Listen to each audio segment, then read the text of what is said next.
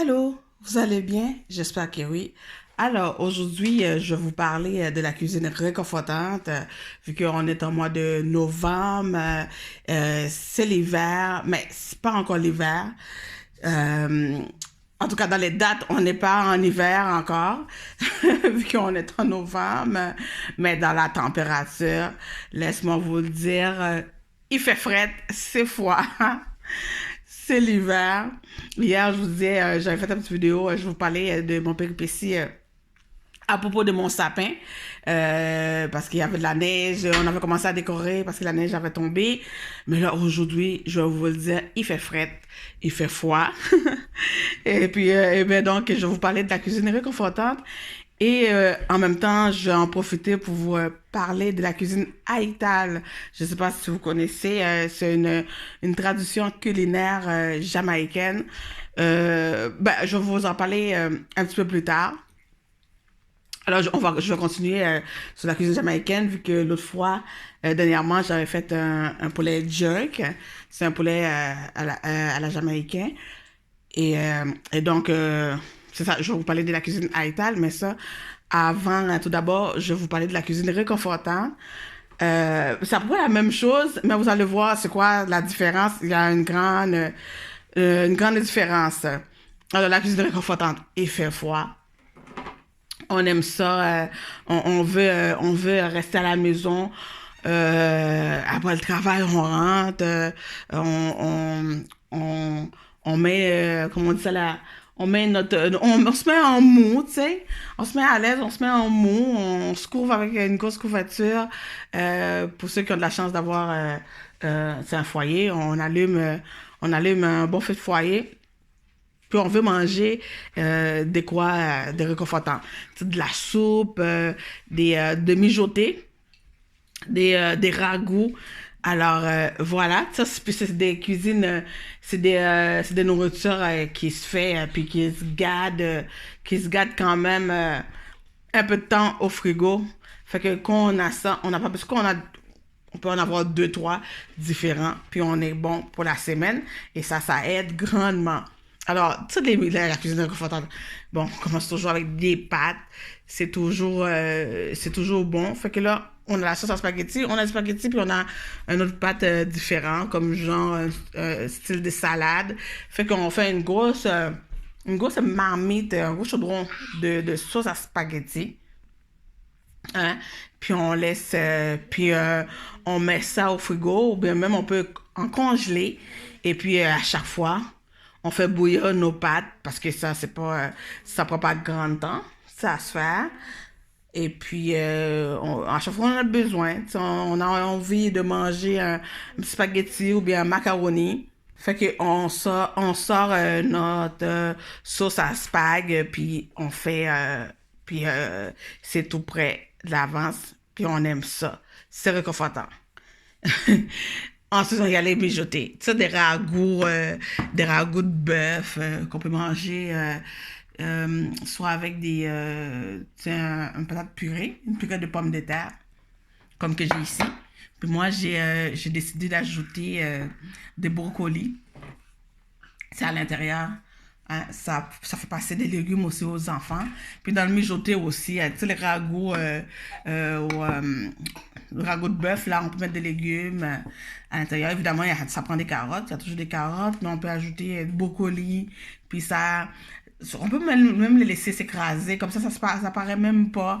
Les enfants mangent la sauce, ils mangent la viande, puis il y a des brocolis déjà là-dedans. C'est très très bon. Fait qu'il y a les mijotés, il y a les sauces à spag, il y a les pâtes, il y a les soupes. On fait ça. C'est toujours, même les soupes aussi. Il y a les soupes, on fait même comment ça, là, les crèmes, comme les crèmes de brocoli, les crèmes de céleri, hein, les crèmes de carottes. On peut les garder, on peut même en congeler, mais il faut pas mettre la crème tout de suite à l'intérieur. Fait qu'on fait on fait notre mijoté. On fait notre soupe, je veux dire, notre crème de brocoli, des céleri. On le passe au mélangeur. Puis on n'ajoute pas des crèmes. Ceux qu'on fait congeler, on les laisse comme ça. Puis qu'on les sort pour les manger, ben là, on peut ajouter la crème si on veut. Fait que voilà, c'est comme de tout, c'est tout des, comment on dit ça, ça apprend ça. Ça apprend de la cuisine réconfortante, ça apprend de la cuisine qu'on a déjà faite, puis qui est dans le frigo, on fait juste ouvrir ça, on peut décider d'ajouter quelque chose, de faire sauter des pâtes, comme les accompagnements, de faire cuire un petit diré blanc, mais on a déjà le ragoût, on a déjà le plat, qui prend du temps à faire, on l'a déjà dans le frigo, fait qu'on a juste à faire l'accompagnement, puis des fois même pas. Et puis on est bon. Fait que c'est quelques petites idées, mais évidemment, il y en a plein d'autres.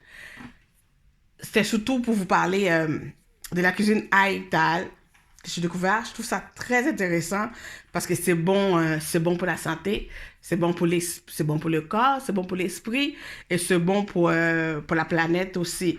Alors la cuisine haïtale, c'est une tradition culinaire de la cuisine jamaïcaine. Haïtal, en français, je sais que ça veut dire genre, en anglais, le mot m'échappe, mais en français, ça veut dire la vitalité. Ça, vitalité, c'est une cuisine qu'on mange juste des produits qui viennent de la terre. Alors, pas de produits alimentaires. Alors oui, c'est une cuisine quand même réconfortante parce il y a beaucoup de légumes, il y a beaucoup de légumes racines, et c'est des mijotés puis des ragoûts qu'on fait ça, mais des ragoûts juste avec des légumes, c'est réconfortant aussi. C'est pour ça que je vous en parle, en même temps que je parle des choses à spaghetti, des ragoûts de bœuf, des soupes. Mais là, on va laisser ça de côté, vraiment, pour... pour vous parler juste pour vous parler de la cuisine haïtale, une cuisine, comme je disais, qui se fait juste avec des produits qui viennent de la terre, aucun produit animalier, pas de beurre, pas de lait de vache, tu sais, même pas de l'huile, il met pas de sel aussi. Alors, non seulement aucun produit animalier, aucune viande, c'est ça que ça veut dire, mais il met pas de sel.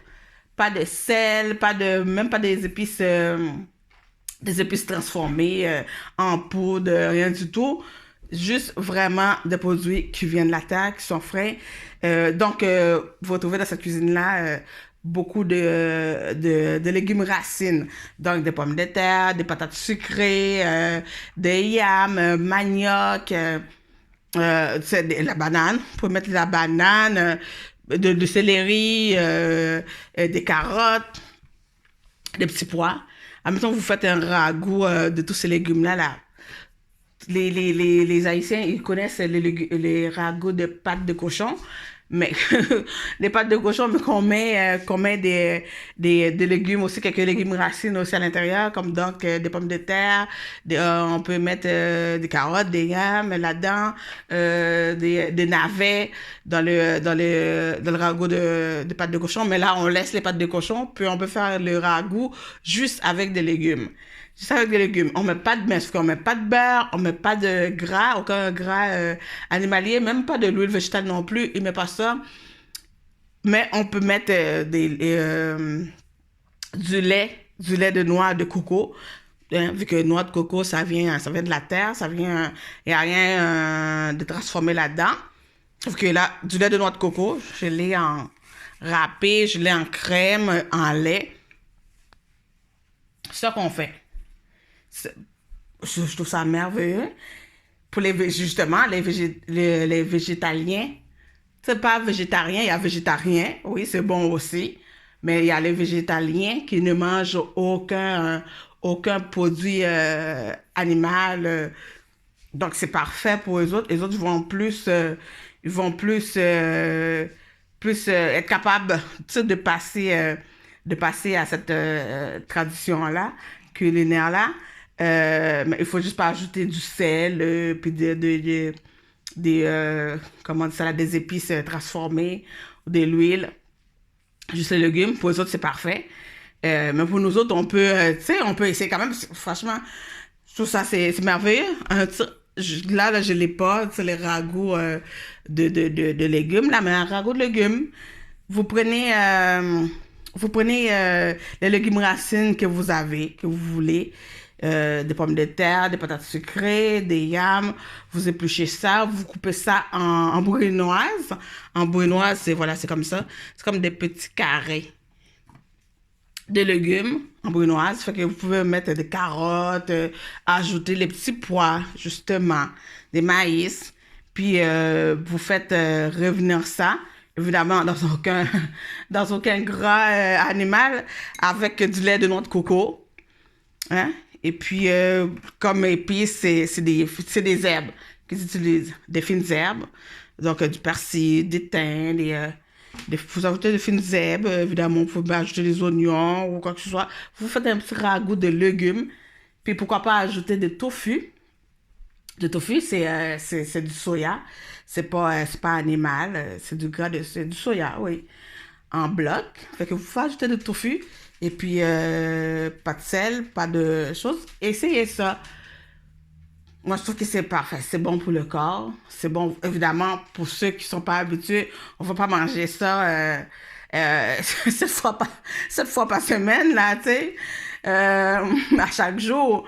Mais une journée, vous pouvez prendre une journée, puis essayer, puis pour ceux comme, bon, les Haïtiens, je sais, du sel, là, depuis que la nourriture n'a pas de sel, c'est fade, c'est comme ça, goûte rien, ben, ajoutez une petite pincée, écoute, vous n'êtes pas obligé de tout de suite, là, puis de faire tout, là, de mettre vraiment aucun gras animal, ni de sel, ni d'épices, vous pouvez, tu sais, pour ceux qui aiment la viande, puis vous commencez, justement, à faire juste des légumes, à faire un ragoût juste de légumes. Vous pouvez ajouter des poivrons, du céleri, les légumes racines que vous voulez, les fines herbes, c'est avec ça qu'ils cuisinent. Et puis ben, des bananes plantains, pourquoi pas. Et puis le lait de noix de coco. Puis ajouter un peu de sel. Moi je dis pas de passer tout de suite à ça, là, complètement, de faire tout vraiment, toutes les règles, là, de respecter tout. Vous pouvez ajouter un peu de sel, vous commencez. Puis ensuite, évidemment, une pincée. On met pas, on sale pas beaucoup, là. De toute façon, les sels, c'est pas bon pour la santé. Et puis, ben, on y va doucement. Et puis, on met du tofu, on met, c'est, et puis, vraiment, pour ceux qui disent, moi, la viande, là, manger sans viande, je suis pas capable, c'est lâche-moi avec, avec, la cuisine végétalienne, végétalien ou haïtal. Mais ça vraiment haïtal, sans sel, sans gras animal, sans rien.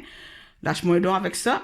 Mais commencez par ajouter un peu, c'est un filet. Vous faites un bon ragoût de légumes, puis vous pouvez ajouter un filet de poisson blanc, là, tu sais, un poisson comme un filet de sole ou un filet de... On commence doucement, tu sais. Puis après, tranquillement, puis on enlève vraiment le filet de sol, on enlève le poisson, on commence par enlever le beurre qu'on met, c'est pour ceux qui commencent, là, je peux mettre un petit peu de beurre, mais on commence à enlever le beurre, on enlève tous les gras animaux, on enlève le sel, on enlève les épices transformées, puis je vous dis, vous allez voir, à un moment donné, vous allez faire juste vraiment avec les produits qui viennent de la terre, aucun gras animal, aucun épice transformé. Puis on va dire, ah, une journée là, ou même si c'est pas une journée, bon, un repas par jour. Ça, c'est comme, disons, un petit lunch, un bon petit ragoût de légumes pour le lunch au travail, tu sais, pour le dîner. Vous pouvez ajouter un petit peu de pita grillé avec du houmous, puis vous mangez ça, c'est correct, là. Vous n'allez pas mourir un repas, là. Et puis, ben, plus tard, vous mangez de la viande, mais commencez par un repas de la journée par semaine de ça, là, de la cuisine haïtale. Je trouve que c'est bon. Puis évidemment, vous voyez, c'est bon pour la santé, c'est bon pour le corps, c'est bon pour l'esprit, mais il faut pas juste manger santé. On sait qu'il faut aussi l'exercice. Ben moi, marcher, écoute, moi je amène ma fille à l'école, je marche pour l'amener, puis je marche pour aller le chercher, c'est correct. C'est bon aussi, là, disons, marcher 30 minutes là, par jour, là, c'est correct, pas besoin de faire 2 heures de temps sur le tapis d'exercice, là, et puis dans un gym, là, pour que, ah oui, j'ai fait l'exercice. Si vous le faites, tant mieux, mais Faut juste aller faire le pailleté, les pailletés. Oui, comment on dit ça là? Le tour de votre maison, tu sais. Puis, on se sent déjà bien. Tu sais. Rien que le fait de prendre de l'air, on se dit, ah, ça fait du bien. Tu sais. Fait que c'était vraiment... moi, je trouve que on se sent bien, on a besoin de ça en hiver. Oui, c'est sûr qu'on a besoin de la viande aussi. C'est pour ça que j'ai parlé de la nourriture réconfortante avant. On a besoin de la viande, on a besoin de protéines, on a besoin...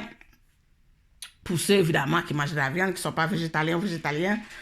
Mais, mais on peut commencer à introduire beaucoup plus de légumes, moins de sel, enlever pas mal de gras, moins de viande, puis au fur et à mesure, on va tranquillement, lentement, puis au fur et à mesure de manger ce repas-là au moins une fois par jour, une fois par jour dans la semaine. Je trouve que c'est faisable. Et puis c'est bon pour l'environnement, c'est bon. Puis manger local aussi, tu sais, des légumes racines, des légumes, oui, mais essayer de prendre ceux aussi qui sont des saisons, tu sais, manger local. Fait que c'est bon pour l'environnement aussi. Alors voilà pour la cuisine réconfortante et la cuisine haïtale. Je trouve que c'est des légumes, c'est des ragoûts qu'on fait avec ça. C'est réconfortant aussi. Alors voilà. Moi, je vous dis bien à bientôt. Et puis, ben, c'est ça. C'est Noël qui s'en vient. Et puis, on va sûrement parler de Noël, de la cuisine, des recevoirs et tout et tout. Alors, bye bye. À bientôt.